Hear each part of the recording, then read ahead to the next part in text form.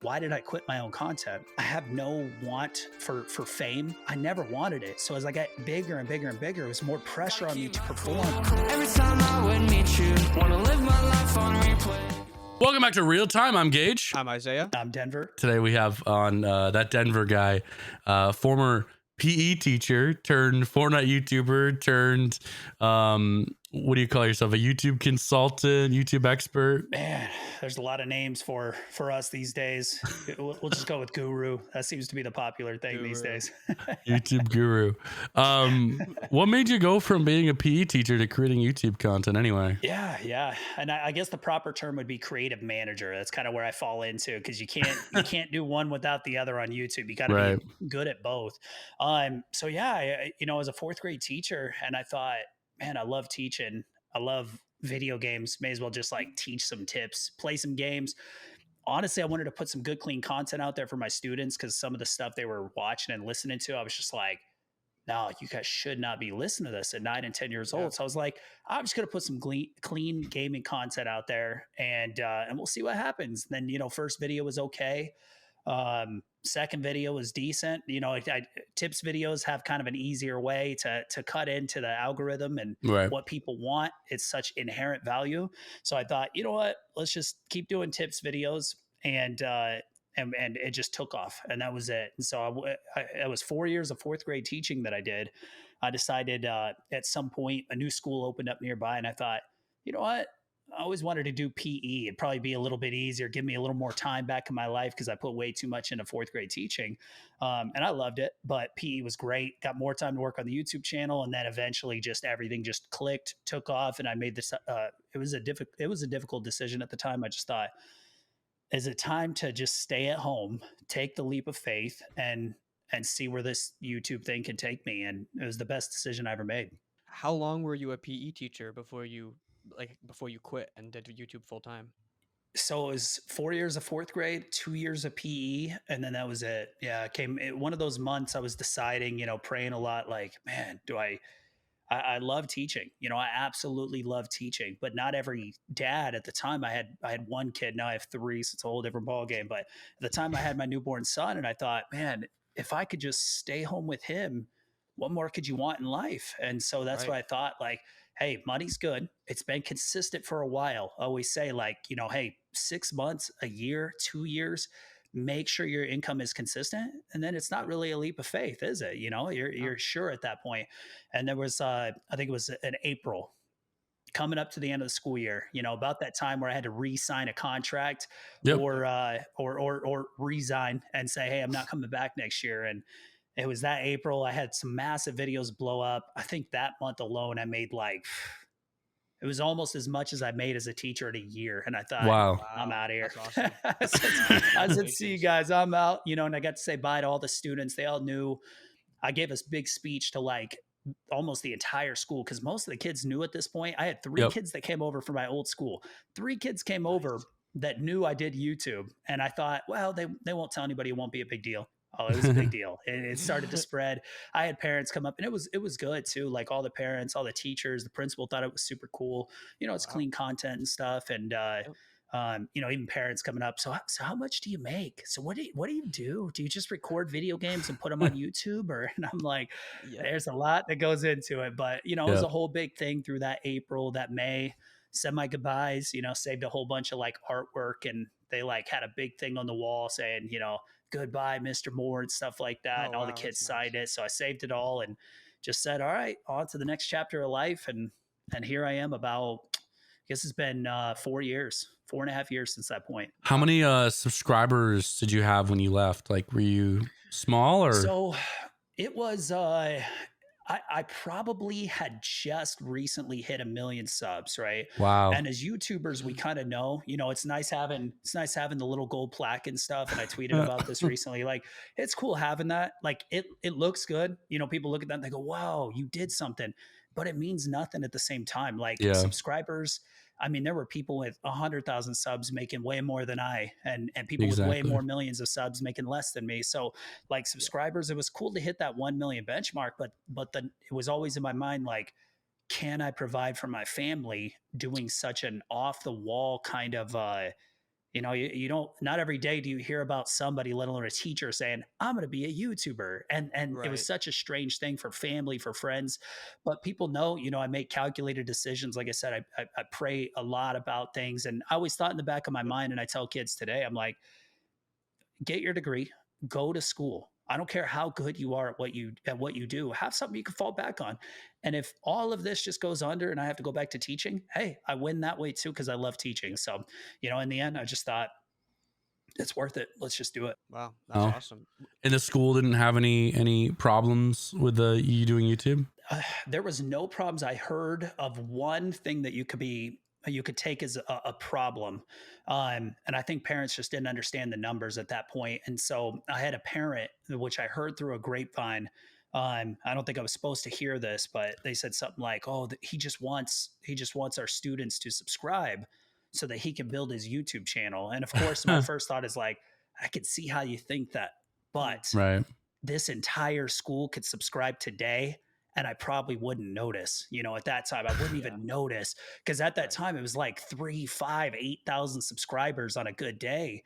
And I was just like, this entire school of like 800 kids and all their Wow. parents could subscribe and it would be a decent day. But it's Yep. like, I don't think parents grasped how big of a undertaking this YouTube channel was at that Yeah. point. So it's like, I did it for the kids and I would teach like, hey, on YouTube, you got to work hard. You got to edit your videos. You got to get good at graphic design. Like I would teach them a lot. And I only heard about that one parent Mm. that said something that could be construed as negative. And I just thought, well, Yeah, it's not fair, but they don't know. So that's good. mhm. Can you pinpoint the moment or video that was a game changer for your channel, like when you realized that you were in it? So we can all laugh together at this, and I always Yeah. preface it with that. But I was doing Stardew Valley, Yep. a game not many have heard of, right? And I was doing tips and tricks and practicing a little bit with gameplay here and there, little challenge videos back in the day in like 2016. YouTube was a whole lot different, anyways. And then this new little game came out. Seemed pretty cool, seemed pretty fun, cute graphics. It was called Fortnite. No Yep. one knew about this game at the time, right? And I was like, I'm having fun with this game. I'm gonna make a tips video about it. And so the funniest thing before I put this video out, I had it almost done. It took me 48, 50, 60 hours, something like that, get this thing recorded, scripted, find the proper the B-roll and stuff that I needed. Yep. Been working on this thing forever. And I get into a group. I had a couple of other YouTubers. They're like let's play type YouTubers. At the time, they were giants to me. I was at like 25,000 subs. I'm playing with somebody with 600,000 subs, 1.4 million, 1 million. And I was just like, oh my gosh, these guys are gods amongst men. I was like so blown away. I was so nervous. And in that exact call, we all start talking about me possibly making a Fortnite video. They didn't know that I had one done at the time and I was about to put it out. And they Yep. say something like, you're too late. And not that they were, luckily they were wrong. Right. And, that's YouTube. It's a guessing game. Sometimes you use the information available and they know their stuff. Absolutely. But they said, well, you're too late. You're this, you're that, the game's not going to be that big. Luckily I had that video made or we wouldn't be talking today. And I Right. put that Right. tips video out and it sat for about 2 weeks and it did nothing. And I was like, whatever, we tried. I woke up about 2 weeks later in the morning and I'm looking at my phone and I'm doing the old person, look at it close, look at it far. I'm refreshing. I'm going, what's going on here? I'm getting like 2,500 views an hour, which was astronomical for me at the time. Yep. And I couldn't believe it. And I called my wife over and I'm like, look at this. Look, is this real? Oh my gosh, what's going on? I show up to school that day and just walking, it just 10 feet or like in the air. My head swelled up as big as could be. I'm just like, oh my gosh, Cloud9, this is amazing. And that was the day it all changed. Every video I was putting out was just like million views, Wow. million views, just back to back to back. I put a lot of effort, a lot of quality into my videos. And it's such a funny thing. I tell YouTubers sometimes, I'm like, the niche you are in absolutely limits your reach. And I'm sure you guys know this too. Even like podcasts and interviews and stuff like this, there's not like billions of people out there that want to sit down for long periods of time and watch Right. this. So everything that we do and everything that we choose on YouTube is limited in some way. Fortnite, the ceiling was just massive. So I'm going from Stardew Valley, I do the same exact thing. And then I moved to Fortnite doing the same exact thing. million views, million views, million views. Wow. Doing the same thing. I changed nothing. You can go look at my last Stardew Valley video, my first Fortnite video. It's the same exact thing, but I moved to a niche with a higher ceiling, a much hungrier audience, and that was it. Changed my life forever. Wow. What drew you to the game Fortnite? Like, what was the interest? So I always played competitive games. Back in the day, I was playing like League of Legends. If you guys ever played that one, I've heard of a it. lot No, of I've people. never played it It's though. so funny. I always ask because I'm like, man, there's millions of people playing this game. Like, but to find people who actually play it's actually kind of rare. But anyways, I played League of Legends. I always like being competitive in games. It's just I don't know, just always like I don't know. It kept me playing for like League of Legends. I'm 15 years in now. I was like diamond back in 2014. It was a big accomplishment at the time, but whatever. So when I found Fortnite, I was like, this is fun, man. A battle royale was like my first real one that I really like just sunk my teeth into. Because what were the games before that? The big ones like Doctor Disrespect, Ninja was playing that. What was that game called? Can you guys remember? Apex Legends, PUBG. PUBG, I did play and I did enjoy. What was the other one? It was H1Z1. Is that what it is? Yep, that was the H1Z1? yep. Okay. So I never played that one. I heard good things. I did play PUBG. I really enjoyed it with a couple of buddies and stuff. And then Fortnite came out and I was like, man, this is fun. And I might be able to make content because it's kid friendly. It's not like guns and gore and shooting like war. It was like lasers hitting a shield. So Yeah, I was yeah. like, oh, sweet, I can actually play this one. And that was it. I just made the decision. It's like, man, this is just a fun game. I enjoy it. People enjoy it. I mean, what better way on YouTube? Like you really enjoy something and an audience really enjoys it. It's like, that's it right there. Usually it's like, the formula to early success. Did you enjoy making Fortnite videos, or was it just because it was the #1 game? Both. At the beginning, loved it. And then toward the end, I probably quit. And most of my audience did not know this. Some of the ones close to me, I was sick of the game. I was so tired of the game. So probably the last 6 to 8 months of my Fortnite content, I was done. I had moved on. I was like, I'm just not feeling this game. But as any content creator trying to go full time, guess what? It was my job. So it wasn't in my mind to say, do I enjoy it or do I not? When you work, you just work and that's it. So it was like, I didn't enjoy it. I played it when I had to. And it wasn't, I think creators get too into this. I'm burnout. I don't want to get burnout. Like, I have to. I'm like, it's my job. You just go do it. And then you move on. And it's like you go through these waves of enjoying what you make sometimes and not enjoying what you make sometimes. And both of them are okay. Both of them are normal. So any creators out there who might be struggling, it's like, it's okay to not like what you're doing right now. Sometimes that opens the doors to something new and something even bigger. Sometimes it just, you have to teach yourself that just because you don't like doing something at the time doesn't mean anything. You just keep doing it. I don't like taking out the trash. Doesn't matter. It's got to get done. You just do it. You don't ask yourself, do I enjoy mowing my grass? Or, sometimes it feels like a chore like that.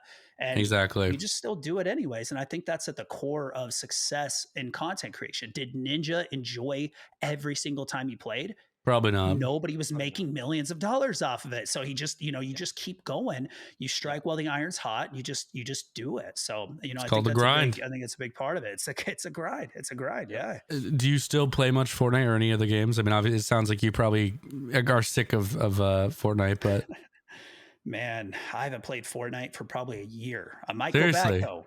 They're bringing season 1 back. Did you hear that? This is gonna go out. Yeah, I'm gonna check that out for sure. Just to land at Fatal Fields just like one more time, man. I loved it. Get the old crew back together. Are you guys gonna play too? Or you guys into probably it hop on? Probably hop. Yeah, big into it.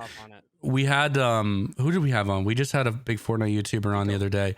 Tico, Tico at Fortnite. Yeah. I just met up with Tico at Vid Summit. Yeah, good guy, man. And he was talking about how he really feels like Fortnite became big with the sponsorships and the brands, and it didn't feel and that was one of the big things because we were discussing that if you really corporate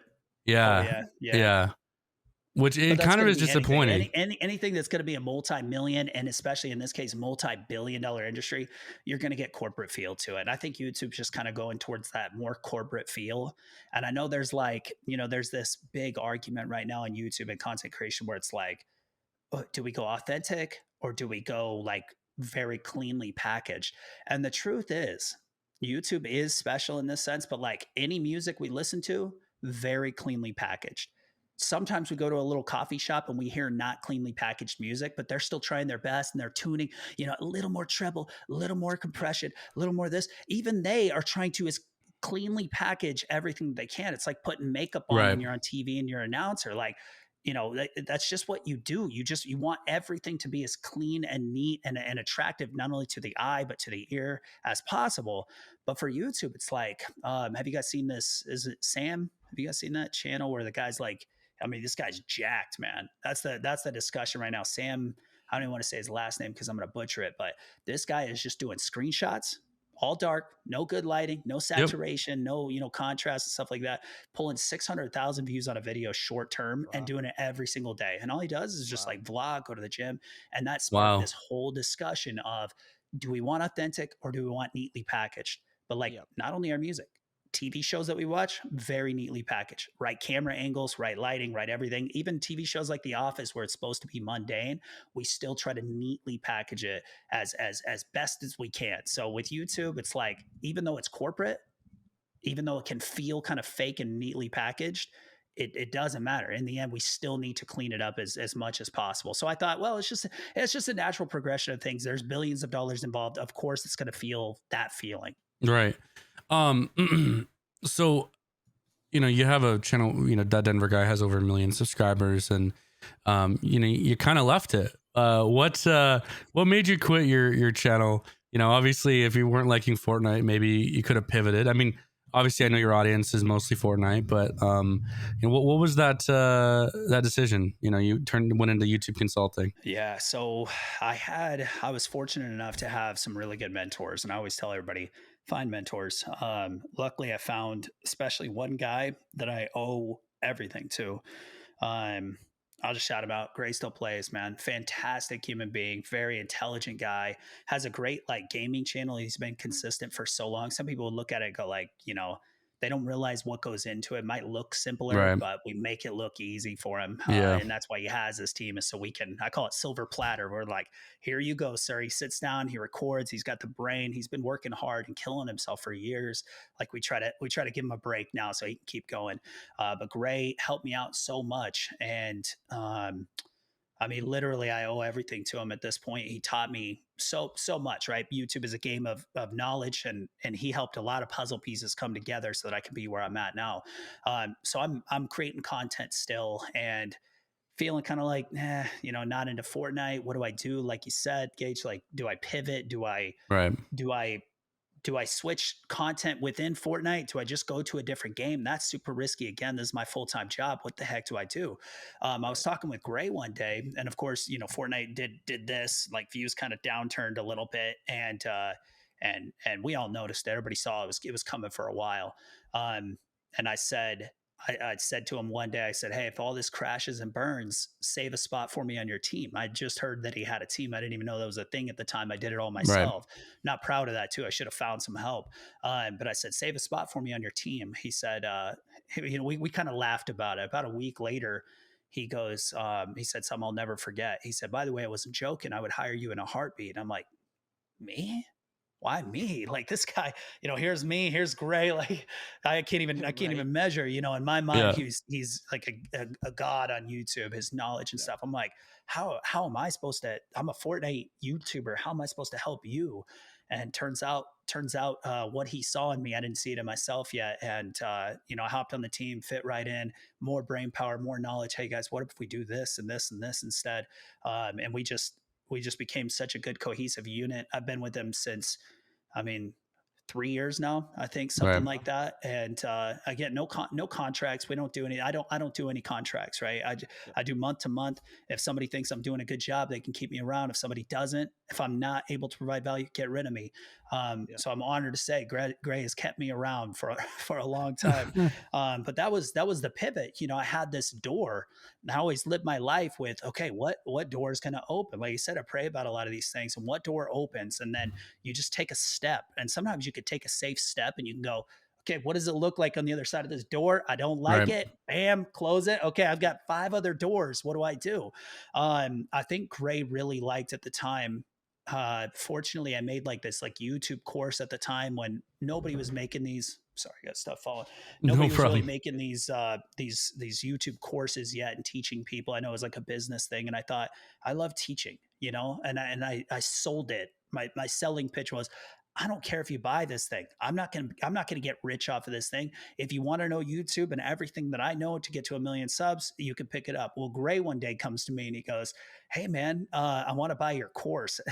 I'm like, "You're not gonna buy my course." I said, "Number one, it's probably most of the stuff that you taught me anyways, and a couple of other guys in our little group. Funny enough, they're called the Sellouts group. We can get into that name later. So, anyways, in this little group, I said, it's probably all the stuff that you taught me, anyways. And he said, "Well, I want to check it out." I said, "All right, man, go ahead and check it out."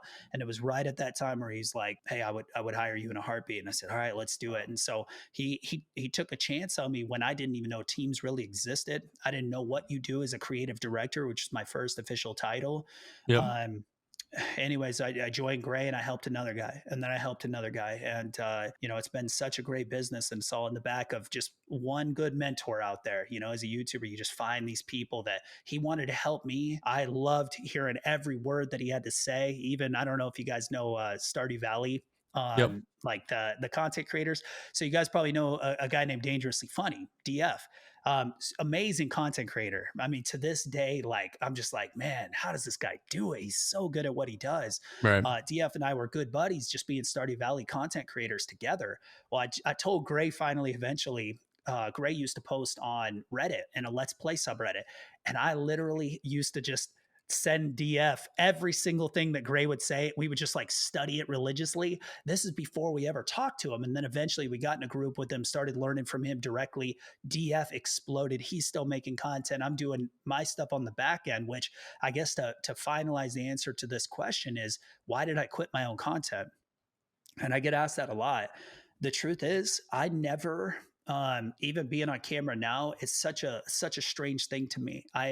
There's nothing in me. Maybe it's just the introverted side of me. There's nothing in me where I want people to look at my face and go, "Oh, that's Denver," or my name. That's why I said that Denver guy, and I use Denver. And very rarely do you see more after my name, because I just have no want for fame, and I know it's very different than most people. Most people probably have it a little bit. Some people want other goals and fame.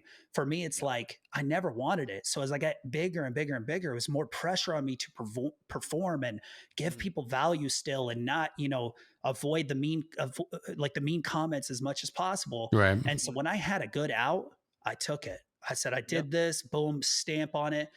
I'm out. I'll see you guys later. And I still get nice messages, and I really do appreciate that, because I did put my heart and soul into my videos, and I think people could tell that. But I just thought, I'm out. So it's time for the next chapter of my life. And so I love it. I do what I do. Creators that I work with, they know that they're not some kind of stepping stone. They are my end game goal. Like, that's it. I'm helping you. You are going to get so big. And I do that. I don't want my name known. I don't even say, "Hey, I've worked with some massive creators." I mean, I get DMs often from the biggest creators on the platform. "What do you think about this thumbnail? What do you think about this, Right. and this?" And as much as I know I should probably tweet that out to grow the business and grow my name and be somebody on the scene, I just don't want to. And I know it hurts me, but it's like, it's just something inside where I'm just like, "Hey, I'm here behind you to elevate you, make you look good." And that's it. So with my own channel, I just thought, hey, I'm done with my own content creation, putting myself out of the world.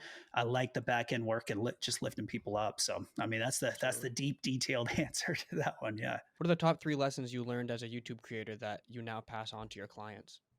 Oh man, you guys should have sent that to me early. I'd probably have 3 really good ones. So if I were to come up with 3 off the top of my head, I always say rule number 1, and it sounds cheesy, but gosh, it needs to be said to so many people: start and don't stop. I'll tell you guys too. Whatever happens through the ups and downs on your own content creation journey, start and don't stop. Sometimes it takes people 6, 8, 10 years for it to go, "Oh, that's how it's done."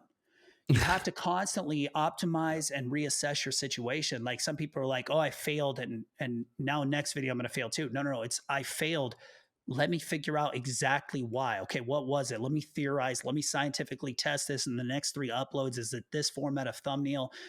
Was this the problem, or was it the 50 other variables at this exact moment in time? So Yeah. it's just this constant, like, it's almost like you're at A, you're trying to get to B, and all the while you're just like it's like you're like falling off a balance beam, and you're like, whoa, whoa, and sometimes you just fall off and you're hanging on. It's like it's gonna be a rough path, and that's what people don't understand. So number one, it's like start and never stop. You're gonna eventually learn what you need to learn as long as you do it the right way. You can't be lazy about it. And you have to be intentional.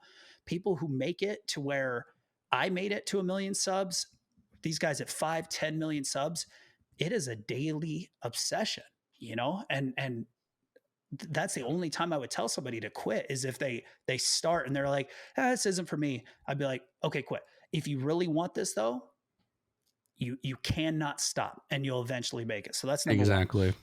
Yeah. Number two is always think in terms of long term. And I guess that goes back to the question that you had, Gage, about, what was I going to do after Fortnite?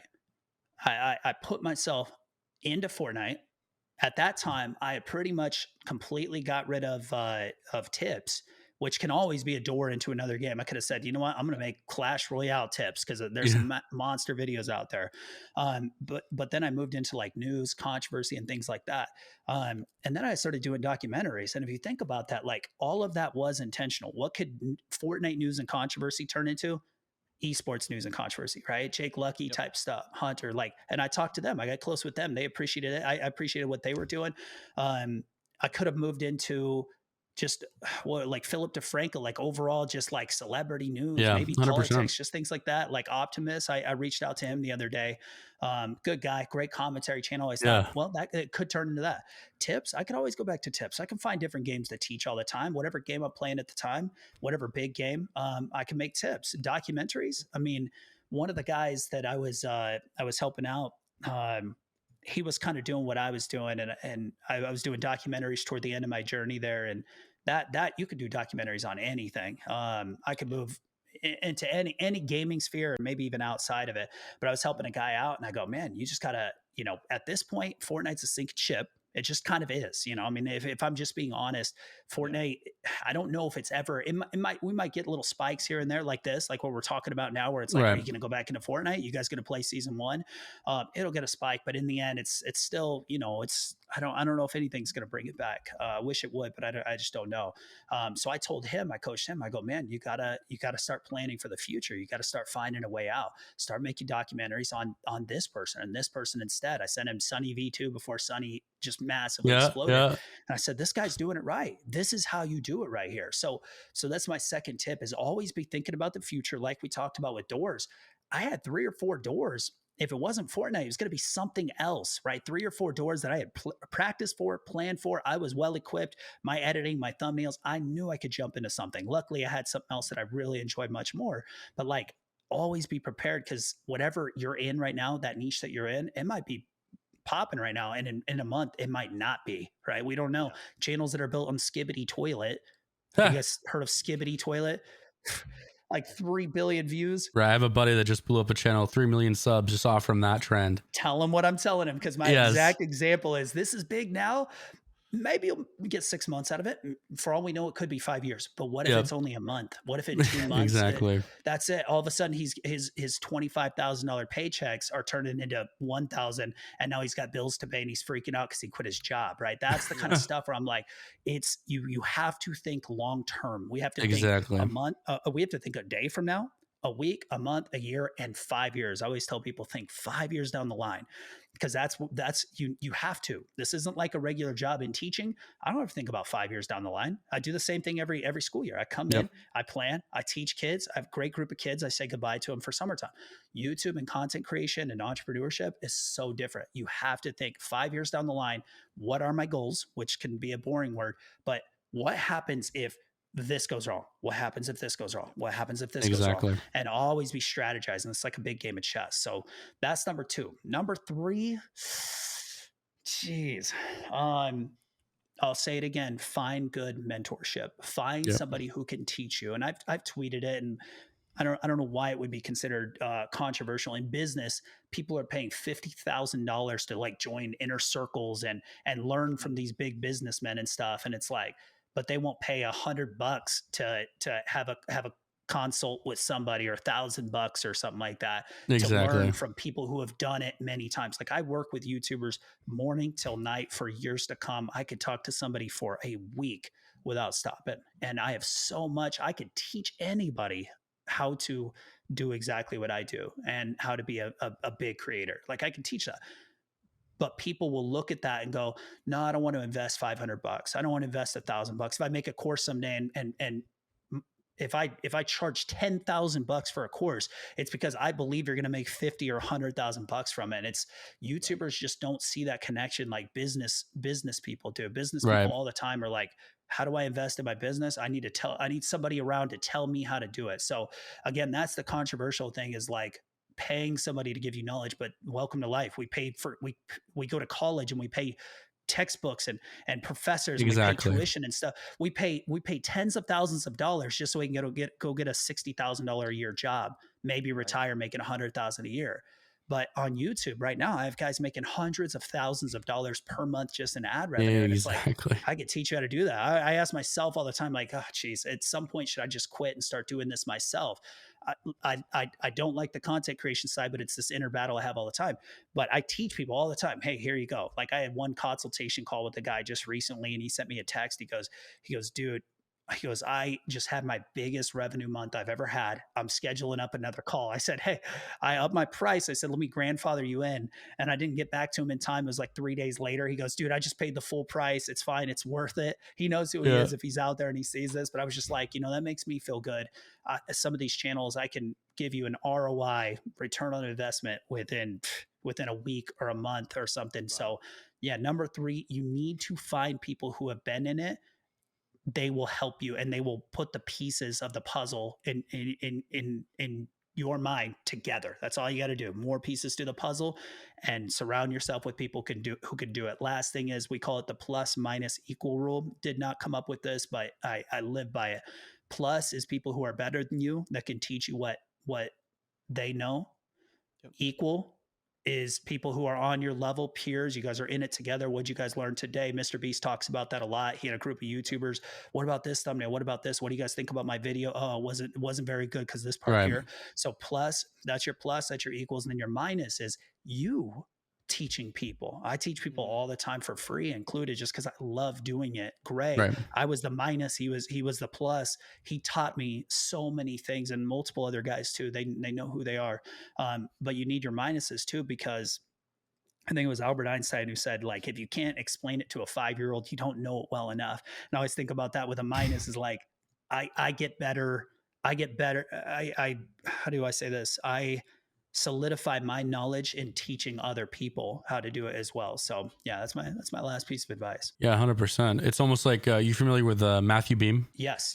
Yeah, I remember, because I met him back when he had like 20,000 subs, and he was posting his he literally was like going all out, taking loans out on these massive videos, and then he had to collab with Mr. Beast, and Mr. Beast kind of took him under his wing. He just crossed 5 million subs last night. So he just took off. Yep. 100%. So just, it was like, and can you imagine if you could see the DMs and listen to the calls that Mr. Beast had with Matthew Beam? I mean, that's it. Like, Matthew Beam had it. Mr. Beast, that's the thing. It's like, if Matthew Beam just showed up, was kind of lazy, and was just like, hey, teach me everything, okay? Mr. Beast wouldn't have done it, right? But Mr. Beast saw somebody who had that potential, who had that hunger and that drive, and that it's a seeking of knowledge. Every top YouTuber has this, just like this. We get so much dopamine when somebody's like, hey, by the way, here's how you grow on YouTube. Here's how you get more subs and views. We're just like, yes, like it's like we fiend for the knowledge, and the big YouTubers, they will spend hours in a phone call with you if they see that in you and they see that potential.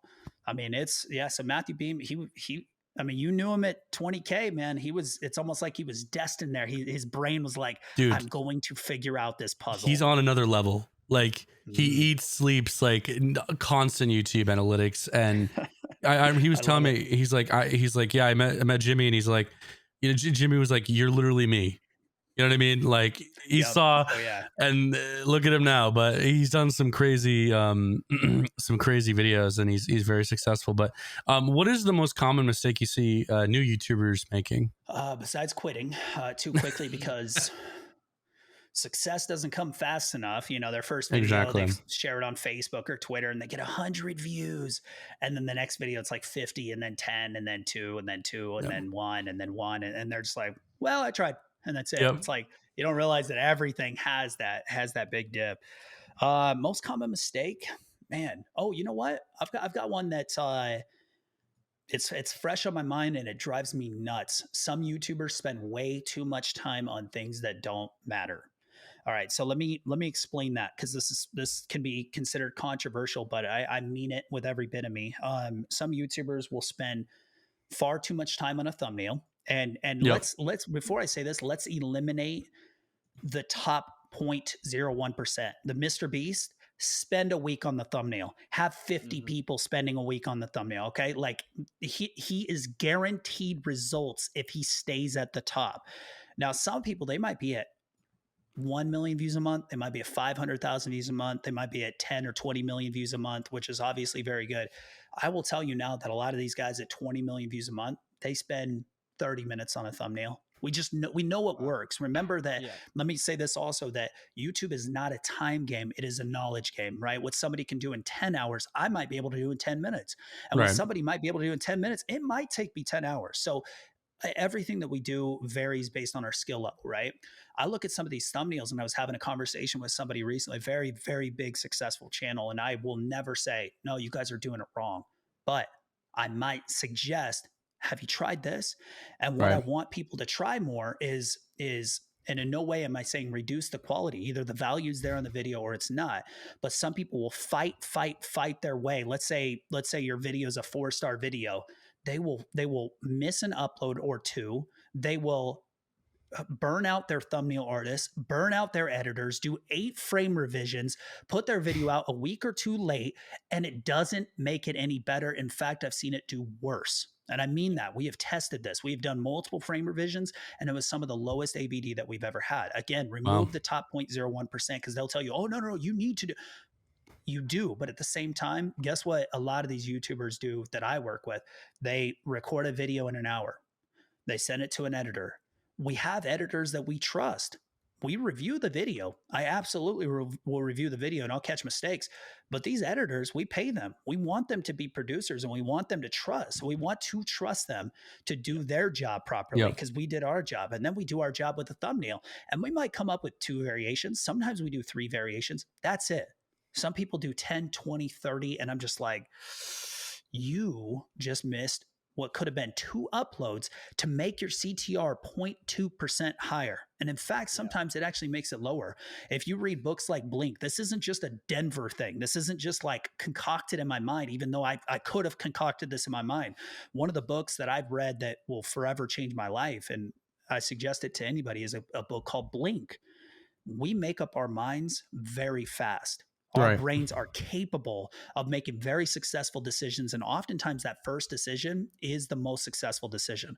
So sometimes when we're coming up with thumbnail variations, I'll give like 1, 2, 3, 4, maybe 5 sketches. That's it. There's nothing. You can get to 60 sketches if you want to, but guess what? That 60th sketch, you're not going to pick it. You're done. Your brain is shot. It's burnout. You've exhausted all the good choices that you had. Trust our instincts. Trust that first I mean, especially if you're knowledgeable, you've had YouTube experience, trust that first instinct, roll with it, have a couple of backups options, move on to the next video, move on. Right. You're spending 20 extra hours on a video to increase APV by 1% is not worth it. Have it be 50% instead of 51%. It's not worth all the extra time. You're killing yourself mentally. You're killing your team. You're reducing the amount of uploads and therefore missing out on possible growth. Upload every day. Upload sometimes. I mean, shoot, I hate to, I shouldn't bring his name up because someday there might be a video made out about me because I'm sure he wouldn't like it. I don't mean it as an insult. In fact, I want to pat him on the back and say, you did it, man. You made it. Is Moist Critical. Would you guys consider his content high quality? No. Well, I think there's a lot of value in his content, but It's certainly not Exactly. like highly That's what it is. produced. It's not. I mean, think of the time that people spend just getting their lighting right and their camera right and this right Exactly. and this right and Yeah. that right. And And then he's he filming sits in videos front of his wherever. computer and he Yeah. makes people laugh and he shows you cool things that are happening around the internet. He gives us commentary. We love him. We move on to the next video. He Exactly. probably does this so quick and people are breaking their backs just to get 1,000 views because they think, oh, I've got to have this right and this right and this right and this right. Give people value. It could be a 1-star quality video with a 5-star value, and you will destroy people with 5-star quality and 1-star value every day of the week. And so that's why I try to teach YouTubers. I'm like, listen, stop breaking your back and stop breaking everybody else's back around you. Get good at doing the best quality you can in a short amount of time and moving on. The best value in a short amount of time and moving on. So I had a conversation recently with YouTube creator Quabblecop, and we were talking about kind of like what makes a viral video like metric wise, and he said something about how, you know, you really want to be shooting for a 10% CTR and over 50% watch time. I'm just curious, what do you think about that? I think that's a pretty good metric. Yeah, I mean, it varies for everybody, and I'm sure he told you guys like it's different for every single channel I see. And I was going to tweet this out, and I think I might still. The biggest video that I have access to is in the tens of millions of views, and this thing's a long watch time. This is not a short. CTR, I think, is at mid fours. four point something. But how right? many impressions? APV.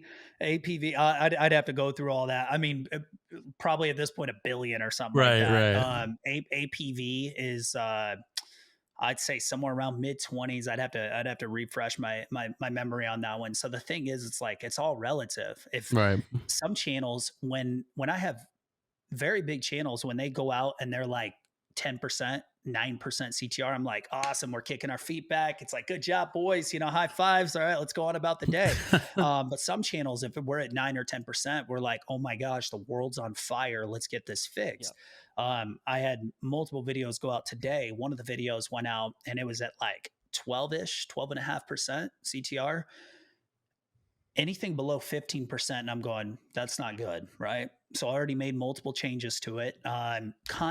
Conceptually, people forget you can change a thumbnail and a title a million times. If the concept's not good, it's not going to be good. So I think conceptually, this one was a little bit riskier, and it's okay, you know, because again, if it opens a door, it opens a big door. So we considered it worth the risk. In this case, CTR is low. As soon as we get off this call, I'm going to be fighting it still and doing everything that I can to fix that video. That's my job. That's what they hire me for, before and after, right? I mean, I make these guys a lot of extra money. Even videos that are a year or two old, I'll go through and I changed one video from a very cool above like drone shot to complete AI and dropped an old photo of him right in the foreground. This video almost doubled in CTR. So go back to the viral metrics. If we can, I mean, 10%, 50% is pretty solid. I've seen some channels blow up depending on the length of the video. That's why APV, average percentage viewed, is not always the best metric. I know one Minecraft YouTuber, he said, I'm going to make 30-minute videos, and if I can get 30% APV, I win. And he continues to win to this day. That's his entire game plan, 30%. Sometimes we do long form compilations. You guys have probably seen me tweet about watch time and stuff. If we can get 20%, it's a win on a 2-hour video though. You know what I mean? So there's like 20, 25 minutes of watch time is what we're trying to go for. So it's all relative. It's almost impossible to say. I'm not arguing with Queb because he's right. On my own personal channels, 10 and 50, awesome. 60%, even better. You know what I mean? I have a guy at 70% APV. He's freaking insane. But yeah, I mean, if we're one of my channels, I would say 60%, 60% APV, 10% CTR. Yeah, it just varies. There is no exact number you can give to. So how many creators do you work with total? You know, give or take. I try to you know, keep that number to myself. You guys know me, and I think Gage, we were talking, you know, I keep things very private, and I think I'm just naturally like that. I just, you know, I do I'll put it this way. I do a lot. I do a lot behind the scenes. And it's because I love what I do. Yeah. If I meet you in person someday, I might tell you guys, Vid Summit, a couple of the strategists were coming up to me. Like, so what do you do, man? I'm like, All right, let's talk. Let's break this down. So I do a lot, and it's only because I can handle a lot. Yeah. I don't know. Maybe it's ADHD. Maybe it's maybe it's just because I'm so obsessed and enjoy YouTube so much. But I get up in the morning and I'm just like, all right, let me see, refresh. All right, who's 1 out of 10? Oh shoot, 8 out of 10. All right, let's get moving. Let's do this. Yeah. But when it comes down to it, I go morning till night. I try to take Sunday mornings off for church, family Yep. time. Sunday, I try to do very little on Sunday, but it's YouTube. There's always a fire to put out. Right. But yeah, I mean, other than that, I stay very, very busy. Stay busy. What's the biggest misconception about YouTube's success that people have? There's nothing special to it. A lot of the times when we, like how I said earlier, I was at 25,000 subs playing with somebody who had 600,000 subs. I'm like, oh my gosh, this guy was destined for greatness, and now I look at people at 600,000. I'm like, hey, you're doing it, buddy. You're doing a good job. Keep going. It's so funny how our brains just, they transition. It's all relative to where we're at this point in our lives. But there's one thing I can tell you guys, that none of these YouTubers, Mr. Beast, and I don't mean this as an insult, he wasn't born special in some way to where he Right. was like born with YouTube abilities. He just obsessively worked and improved his skills. And like I said, Exactly. put more puzzle pieces together until he got to be the best at it. And that was it. He was more obsessed than anybody else. He's like an Elon Musk or like a Mark Zuckerberg of YouTube. I mean, those Right. guys were just like, I want everything. I want to know everything. I want to be the best. And that's fantastic. I love it. And it's like guys like me, and this is a common theme that I see with YouTubers, and you guys are probably the same way doing this. We love learning. And oh my gosh, when I was a teacher, it's like kids always hear the word learning and they're like, learning. It's Yeah, like, I man, I know. hate what schools do to kids. And I'm like, no, you guys don't understand. Like, you can learn anything. You could do anything. And so I used as an example, I play guitar, and I literally, the reason I did that, it sounds so ambitious. I'm not this ambitious, but I thought, in 5 years, what do I want to be good at? Guitar. All right, I better start now. And I did. And that was it. It was like, we have something in our brain. We're just like, hey, life is limited. Maybe this is it for you guys too. I don't know. Time's running out. Time's ticking. I always had this internal clock of going, oh my gosh, I only have X amount of years left.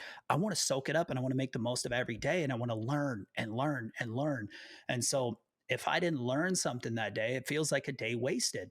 And when it comes to YouTube, it's a very valuable skill to have, right? I Exactly. can turn that Totally. into money. Entrepreneurs, Yep. it's the same way. I mean, YouTube is no different. Entrepreneurship, you wake up in the morning going, okay, I got to learn how to make a website. I got to learn how to run ads. I got to learn.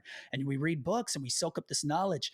It's that pairing of knowledge. I want to learn everything with actual doing, though. And you guys know that that's a struggle a lot of creators and entrepreneurs have. You can read books all day if you're not doing anything with it. I mean, I can Exactly. read about running all day, but if I'm not outside running, it's not doing anything for me. So Right. that's just something that came to mind. Well, it's like, because I totally agree. It's like I'm 22 and I surround myself with YouTube influencers, all this, some that have tens of millions of subscribers, and it's like, I see them, grinding, and it really lights a fire under your ass. It's like you want to get there, and you brought up a good point earlier in the podcast.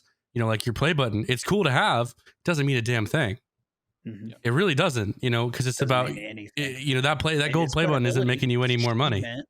It doesn't do anything for me. This You know- thing does not. You know what it does? I take that back. It gives me a little credibility. That's Right. it. Okay. True. I might be the only one out there, and I'm sure Patty's going to get there someday. And I have nothing but good things to say about Patty.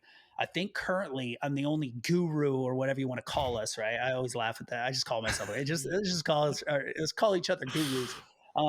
This says that I'm not. It's not just talk. And that's Exactly. same with Patty. He has that now.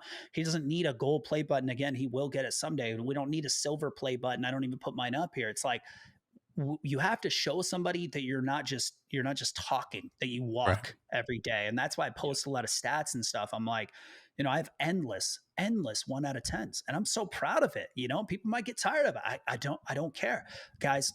I'm doing something. I'm proud of it. I'm showing you this guy knows what he's talking about. And on YouTube, credibility is such a big thing. This isn't just in like teaching and learning, right? If some of these prank channels, I mean, these prank channels are like exploding. They start off their videos with a really funny scene, and then they'll cut to a really like violent scene of some guy chasing them out of a store, and then they'll show another scene where they're shooting off fireworks into somebody's house and lighting it up. Yep. That is credibility. They are demonstrating to you why you should give a crap about what they're doing and what they're about to say and Right. tell you. That's what we have to do. So it's like every single time I do a podcast, probably till the end of time, you'll see this thing behind me. Why? Because it makes what I'm saying just a little bit more valuable. More valuable. Yep. That is what it offers. It's like, it's nothing to me. It means nothing to me. But people watching this, one of the first things, like I talked about Blink, that instinctive, like that judgment that we made, people saw that and went, oh, this guy knows what he's talking about. You know what I mean? It's so funny. That's just how it works. So that is what that provides. But there's a million different ways you can provide credibility, right? And get people's attention. 100%. 100%. What's your current take on the YouTube algorithm, like as it is right now, and how can creators best adapt to it? It's so funny. Mr. Beast has always said one line, and I know why he says it. You know, every day I understand it a little bit more. He says, just make good videos, make better videos, right? How many times have we heard Mr. Beast say, just make better videos? I could talk to you all day about single panel, 2-panel, and 3-panel thumbnails. I could give you every time, I could give you 100 times that a single panel thumbnail has worked and where it hasn't worked, right? Where I've swapped it to a 2-panel, if you guys know what I'm talking about, like kind of divided into 2 parts. I mean, we've used almost every single format of thumbnail there is. Sometimes it works, sometimes it doesn't. We've used every single editing trick in the book. Sometimes they work, sometimes they don't, right? And so it's like when it comes to an algorithm and breaking down almost neurotically, like every single little piece in there, we can drive ourselves crazy. In the end, the algorithm is just, do people care or do they not? That is it. YouTube, in terms of the algorithm, like when we say, what is the algorithm? People say, oh, it's the algorithm. Oh, no, it's just an audience. It's an algorithm. No, all the algorithm is designed to do is to say, do the viewers like this or do they not? That's it. That's what the algorithm is. And is it perfect? No, it's not. Like, I'll tell you right now, it is not perfect, because it never will be perfect, because viewers, humans, cannot be perfected in what entertains us. You know what I mean? Like you could really like juggling videos one day, and then the next day you're watching monster trucks crush cars. And it's like, we don't know why we like the things that we like. We have no idea. There's just so many things, so deep you can break it down into. So do I trust YouTube and the algorithm to do their best job possible? Yes. And why? Because it's in their best interest too. They're trying to make the most amount of money possible. And that's why I say, okay, you guys keep going. You keep doing your thing. Are you going to always get it right? No. Are we always going to get it right as creators? No, we are not. We are going to miss so often. It would shock people. But the thing is, we constantly are in this this cycle of, what do people want? All right, how do they want it? Can we deliver it? Okay, what do people want? And it's just this endless cycle of I bring up the word psychology a lot. Most of what I do, and I know it's boring to talk about for some people, I tweeted it out once. I go, you want to get better at YouTube? Got to get better at psychology. Exactly. So I'm like, how do I break down what psychology means to YouTube? But it's the basis of everything. Anybody who's still listening to this podcast right now, when you guys put it out, it's because we either did a good enough job of giving them dopamine or we didn't. That's it. Exactly. It comes down to dopamine. You guys are listening to me right now, and in your mind, you're making up judgments of, should we have had Denver on this podcast? You're fascinating. Filled it with somebody else. Am I giving you dopamine? Are you giving me dopamine? After this call, can I go give my kids dopamine? And what kind of dopamine? Do I want to play a show for them? Do I want to take them to a playground? All day long, we fill our minds with dopamine. And if you can be that YouTube video that gives more dopamine, then you'll win. And that's what Mr. Beast, that's what he figured out. I don't know how we got to talking about this or what the question was, but we're diving down the deep hole there. Exactly. Well, I mean, I kind of look at YouTube as like a simple like marketing, right? You're marketing yourself, you're selling yourself, you're selling your content. And if you can add value to people's lives, marketing is sales. You got it. Yeah, exactly. And I look at, the thumbnail, it's all like, it's a sales funnel. right? I mean, that thumbnail's the ad, right? People click on it, they watch the, that's their product. And if they get value out of it, and that's the goal. Without going into any details, obviously, can you share a success story of someone you've consulted? Yeah. So I'm always honored. Every call that I go into, and you guys probably can tell by now, I am just a value person. It's just like Right. I think Alex Hormozy, the way he put it is he hires people who have, I think he called it irrational integrity. I love that term. You know, it's like another way he puts it is he would never hire somebody that he wouldn't trust to be alone in a room with his wife. and how that relates to what I do with consultations is you need to be that person that has irrational, trustworthy, honest integrity. Like when you give me a chunk of money, and I charge a pretty good chunk of money for it, and it's because I absolutely know that I will get it back to you. And I put a disclaimer on my consultation calls. I say, if I can't make this money back, if you follow my advice, which is very clear advice, and you can't make this money back, I'll give you your money back. I don't care. I don't want your money if I can't Right. do something for you. And I mean that honestly. Money's a good motivator, but money is not. It's not everything. We know that.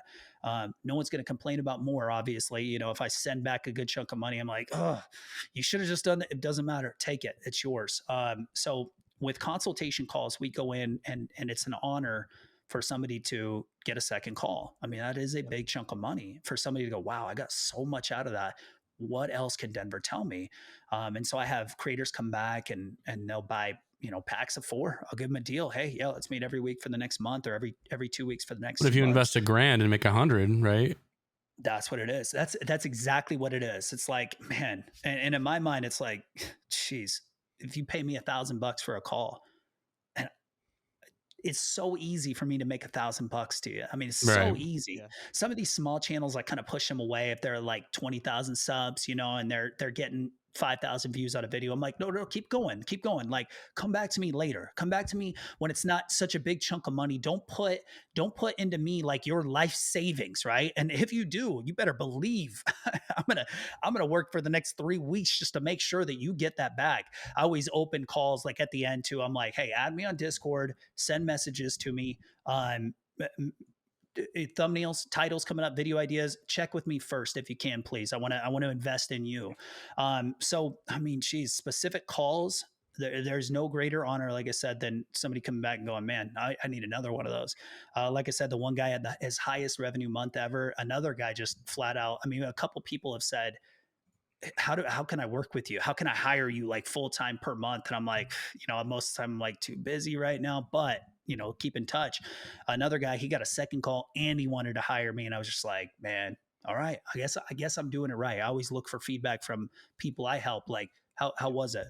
And some people will say, man, I tried this person and I tried this person. I tried this person. Yours was the best. And I clipped that last time that I heard that. And I went, okay, I'm saving that forever. You know, I want to know, how am I doing compared to other people? So, you know, that's it. I'm just like here to help people. Of course I get paid for it. So, you know, it's cool that way too, but I'm here to help people and lift them up. So. And that's really, really cool. I think it's interesting because like there are a lot of gurus out there that are selling courses. And like you said, I mean, you could probably sell your course for 10,000 plus, and you're adding a lot of value to these creators. And like you said, I mean, yeah, I think it's honorable that you give a refund, like if they don't make more, you know, would you say double what? Right. Yeah. I mean, so I just say, if I can't make you your money back, just we'll refund. No questions asked. Yeah. Right. And I think that's pretty honorable. And I, you know, very, very interesting stuff.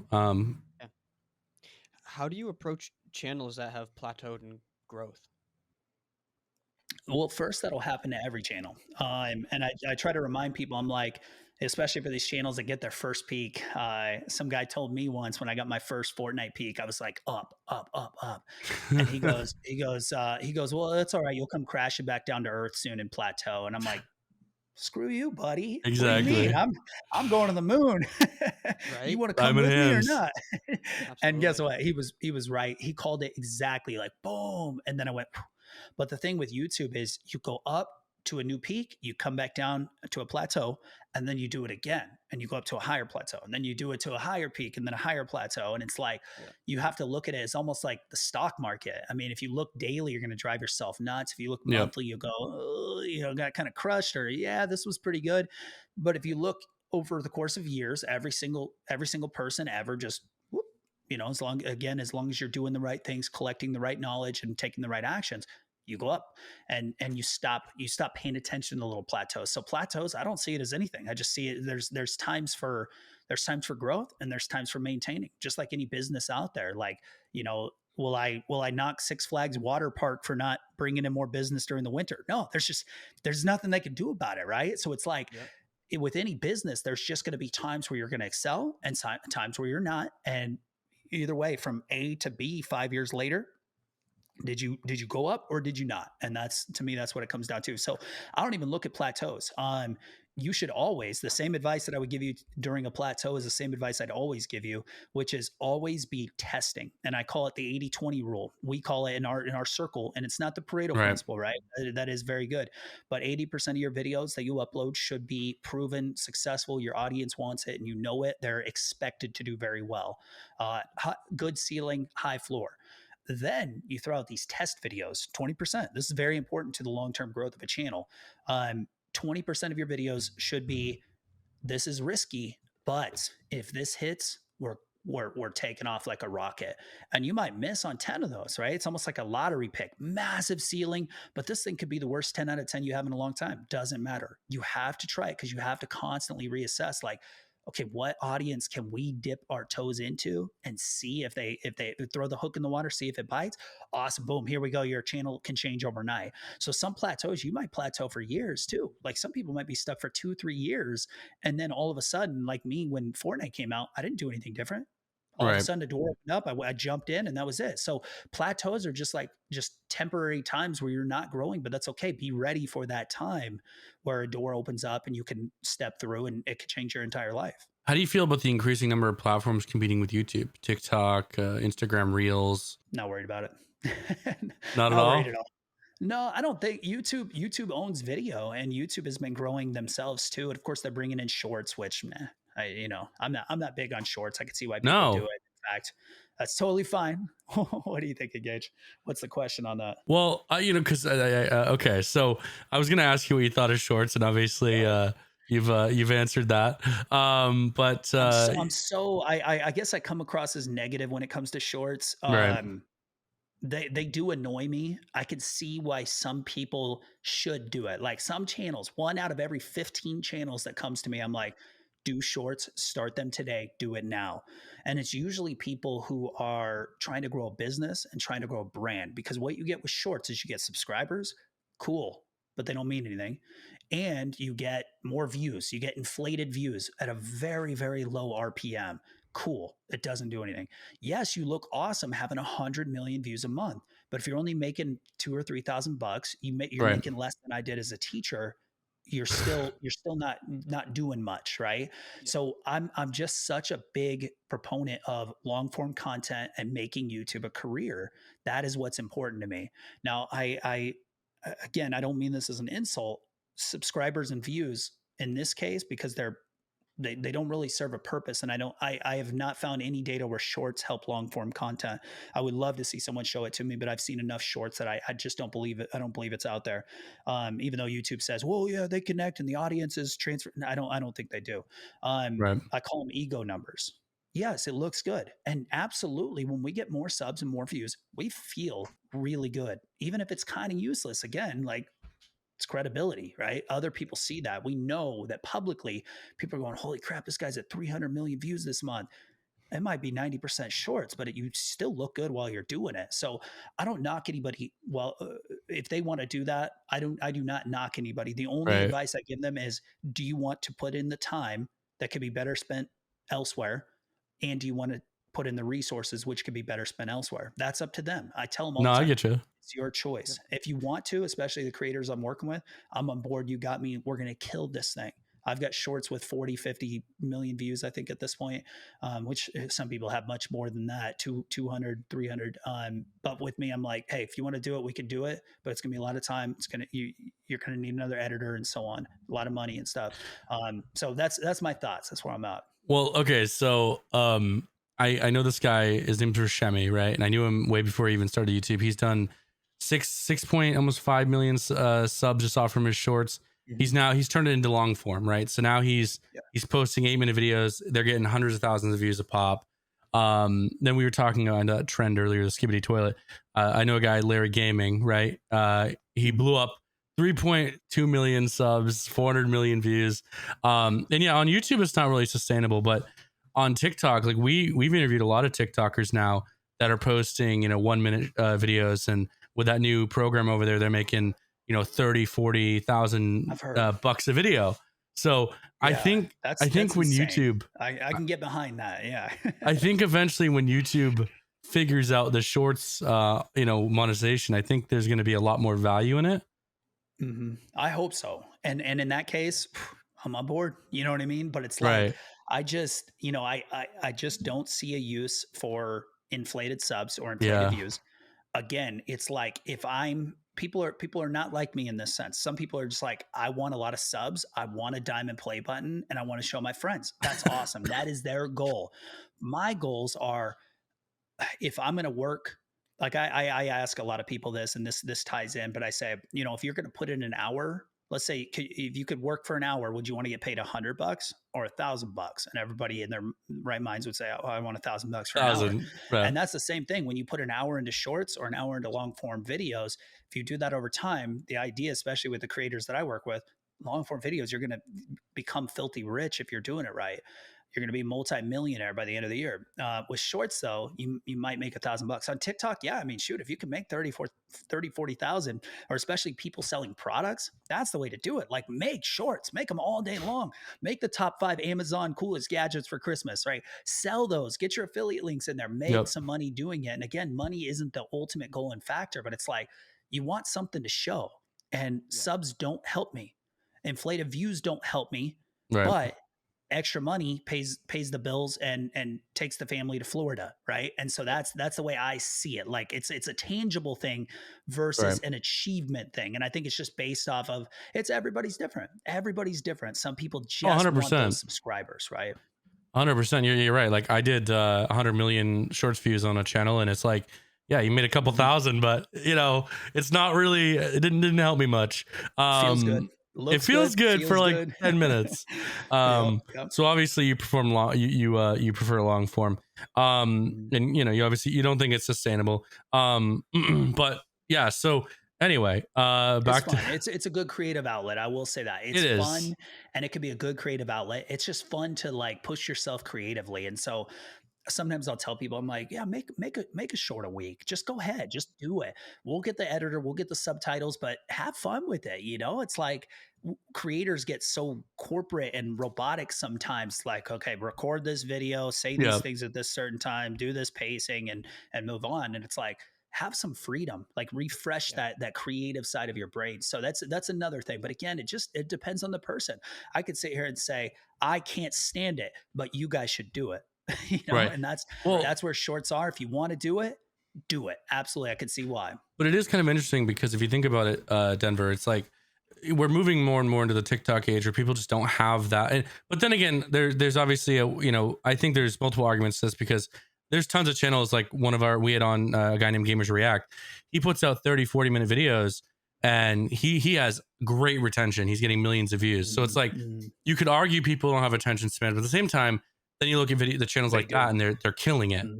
Oh, so it's like pushing longer on almost all the channels. Like I even tell people, I'll tell you guys now.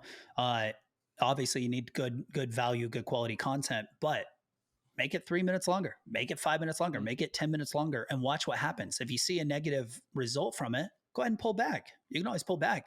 But so far, I've not seen a negative result from it. YouTube and that's crazy. Watch time, and people have longer attention spans, like you said, than what we give credit for. If people can sit down, if kids can sit down and watch an hour and a half long movie, then all people can sit down and watch a 25, 30-minute video. Absolutely. And I think that's crazy because looking back like in the gaming niche, especially if you go back 10 years and you had all like those Let's Players making 20, 30-minute videos. And then we kind of went down to 8 minutes, right? That was like the common. And now it feels like we're going way back up, 30, 40-minute videos. Yep. Yep. And they're performing really, really They're well. so good. RPMs are massive on them too. We've yeah. been doing longer compilations. Whew, some of these videos, I'm like, my goodness, it almost makes me sick, because I know what teachers make in a year again. And I relate that to these people are making hundreds of thousands of money dollars from one video. What was I doing? What are these? Pay these teachers more, in my mind, I'm like, holy crap. But yeah, with these longer videos, I mean, we might go from $8 RPM, which is really good. I mean, back in my day, if I got if I got $4 RPM at Christmas, I was taking the family to dinner. We were happy. Yeah. This is $8 going up to $13 RPM. And I'm just like, man, I wish that was around when I could have, been making videos, but hey, that's all right. Combine that with like brand deals and everything else, and it's like, these guys are raking it in, man. They work hard. They work hard. They deserve it, but they are raking it in. What are your top recommendations for video optimization? In terms of what? What's an example? Just like a video thumbnails, titles, that type of thing. Video optimization. I mean, you got to have it all. So my top recommendations, number one, you have to have a good concept, which we touched on earlier, so I'm not going to spend too much time. If your video idea sucks, there's nothing you could do about it. There's no amount of retention, editing, planning for a video, a thumbnail, or a title. It's going to save it. It's going to get the views that it deserves to get, and it's going to be lower based on your concept. So the concept has to you have to ask yourself with each video idea that you come up with. I tweeted this out, and for some reason, this was somewhat controversial. I'm like, ask yourself, can this video idea get 1 million views? Well, I only get 100 views per video. Why? I mean, 1 million, come on, man. And it's like, stop limiting yourself in your thinking. Why are you not asking, screw 1 million, ask yourself, can this get 10 million? And if it can't, don't make that video. Don't make it. Come up with the video ideas, come up with 100 ideas, and then go through and select your favorite, but your favorite should be based on, can this reach 1 million people? Right? Or for some 100%. I mean, we're asking ourselves, can this be 50 million? Mr. Beast, I guarantee you, he's asking, can this be a 1 billion view video in the first 24 hours? I guarantee you his goals are that lofty.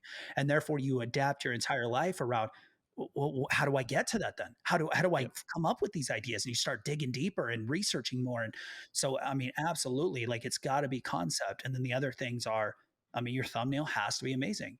Your thumbnail has to, oh geez, I could talk for an hour on that. I mean, number one, it has to invoke curiosity. And a big part of 100%. that is people to ask questions. You want your thumbnail and title to be one of those, you guys have done this. We've all done this. We're scrolling on social media and we scroll past something and our brain goes, wait, what was that? And we keep scrolling, but our brain won't let it go. And we have to scroll back and we go, okay, let me just click this because it was that good. And I need to find out what was inside of this article or this video or whatever. If ask your friends, ask your family. Sometimes it's not the best idea. Ask knowledgeable minds and say, does this invoke curiosity in you? Does this number one, catch your eye? But number two, does this get you to want to know more about it?